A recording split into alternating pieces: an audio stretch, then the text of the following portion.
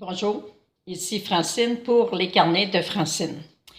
J'ai une amie qui m'a envoyé une pensée et elle me dit « Tu devrais faire une capsule là-dessus ». Je remercie tout le temps quand on me suggère des sujets.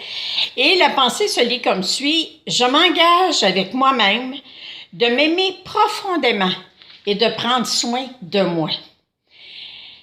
On lit ça. C'est pas long de lire ça, là. Je m'engage avec moi-même, de m'aimer profondément et de prendre soin de moi. Mais entre le lire, le sentir et le mettre en application, il y a du travail à faire. Commencez à prendre soin de soi. Commencez à décider que, on a pris des nouvelles, des bonnes résolutions en 2019, peut-être prendre des marches, faire de l'exercice, me mettre en forme, manger mieux.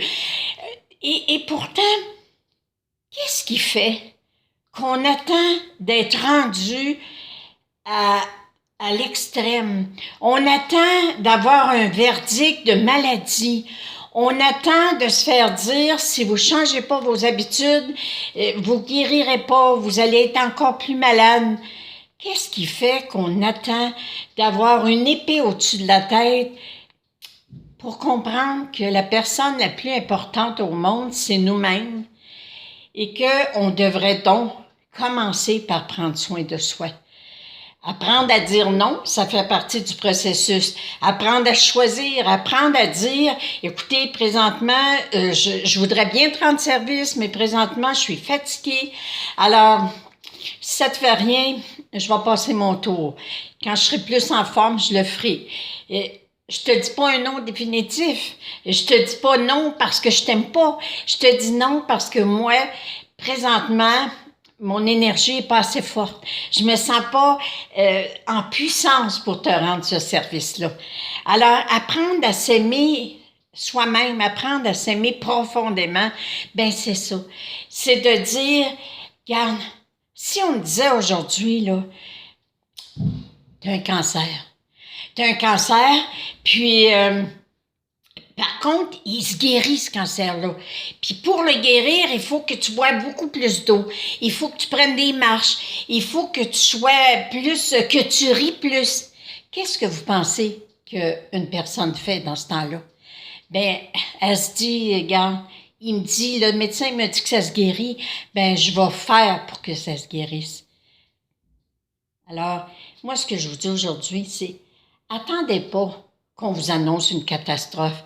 Attendez pas que vous commenciez à plus être capable de marcher, vous commencez tout à coup à être handicapé, à moins fonctionner parce que vous avez alourdi votre corps, parce que vous ne donnez pas les bons ingrédients, la bonne essence pour votre véhicule qui est votre corps. Alors attendez pas qu'on vous dise « c'est regrettable ». Mais vous êtes malade. Vous allez mourir.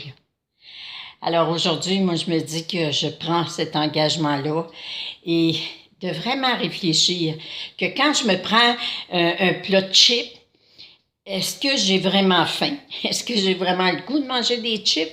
Ou quelle émotion que je suis en train de manger? Prendre le temps de me questionner pour décider que dès maintenant, je prends soin de moi.